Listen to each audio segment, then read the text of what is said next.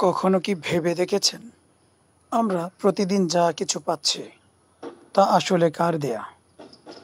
আমরা চোখে দেখতে পারি, কান দিয়ে শুনতে পারি, হৃদয় দিয়ে অনুভব করি, কিন্তু এসব কিছুর জন্য আমরা কি সত্যিকারের কৃতজ্ঞ?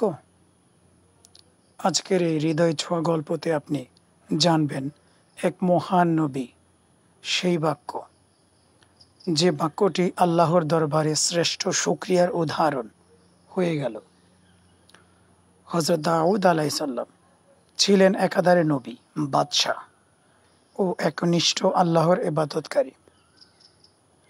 তার কণ্ঠ ছিল এত মধুর, যখন তিনি জিকির করতেন, পাহাড় ও পাখিরা পর্যন্ত তার সাথে জিকির করা অবস্থায় থাকত। একদিন তিনি গভীর ধ্যানে লিপ্ত ছিলেন। তিনি তার জীবনের দিকে তাকালেন। সবই ছিল আল্লাহর রহমত, রাজত্ব, সম্মান, সন্তান, শক্তি, প্রতিভা এবং নবুয়ত। তখন তিনি মাথা নত করে বললেন, হে আমার রব, আমি কিভাবে তোমার নিয়ামতের শুকরিয়া আদায় করব? কেননা আমি যে শুকরিয়া আদায় করছি সেটিও তো তোমার পক্ষ থেকে একটি নিয়ামত। সুবহানাল্লাহ। আল্লাহর দেয়া নিয়ামতের শুকরিয়া কিরূপ হওয়া উচিত, একজন নবী আমাদেরকে শিক্ষা দিয়ে গেলেন। এই কথার মধ্যে ছিল বিনয়, উপলব্ধি আর আল্লাহর প্রতি গভীর ভালোবাসা। আল্লাহ তাআলা এতে এতই সন্তুষ্ট হলেন যে সঙ্গে সঙ্গেই তিনি ওহী পাঠালেন।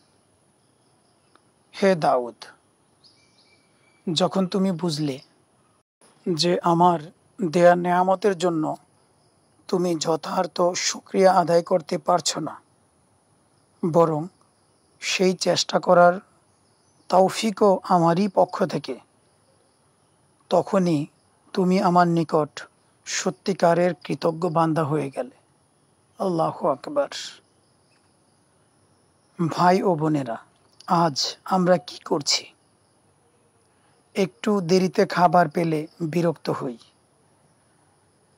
একটু অসুস্থ হলেই বলি আমার জীবন ধ্বংস, আমি বরবাদ হয়ে গেছি।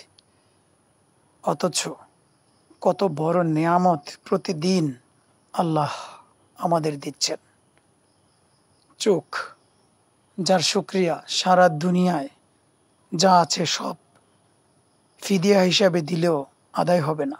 কান, আল্লাহু আকবার, সে তো আরেক নিয়ামত। জ্ঞান, অনেক লোক আছে কাপড় যে পরতে হবে সেটা জানে না, অর্থাৎ রাস্তায় এই অবস্থায় চলছে। আল্লাহ তো আমাদেরকে সেই জ্ঞান দিয়েছেন, আলহামদুলিল্লাহ। ঘর, পরিবার, খাবার, পানীয় আর ঈমান, সে তো অনেক বড় দৌলত। কিন্তু আমরা কি রেগুলার শুকরিয়া আদায় করছি? একটি আলহামদুলিল্লাহ শুধু মুখের কথা নয়, এটি হওয়া উচিত হৃদয়ের গভীর কৃতজ্ঞতা। আমল ও আচরণে প্রকাশ পায়। নামাজ, দান, মানুষকে সম্মান, গুনাহ থেকে দূরে থাকা। দাউদ আলাইসাল্লাম আমাদের শিখিয়েছেন আল্লাহর নিয়ামতের শুকরিয়া কখনো শেষ হয় না, কিন্তু এই উপলব্ধিই আল্লাহর কাছে সবচেয়ে প্রিয়। প্রিয় পাঠক, প্রিয় দর্শক, চলুন আজ থেকে আমরা কৃতজ্ঞতার নতুন যাত্রা শুরু করি। প্রতিদিন আল্লাহর দেয়া অন্তত একটি নিয়ামতের কথা ভাবি আর বলি আলহামদুলিল্লাহ। আল্লাহ আমাকে ভালো রেখেছেন। আল্লাহ যে অবস্থায় রেখেছেন সেটাই আমার জন্য কল্যাণকর, যদিও আমার এই সময় বুঝে আসতেছে না। ভুলে যাবেন না, যদি তোমরা শুকরিয়া আদায় করো আমি তোমাদের বাড়িয়ে দেব। যদি আমরা আল্লাহর নিয়ামতের শুকর আদায় করি, আল্লাহ তাআলা আমাদেরকে নিয়ামত বাড়িয়ে দিবেন, সেটাই আল্লাহ বলেছেন। প্রতিদিন আল্লাহ তাআলার নিয়ামতের শুকর আদায় করি।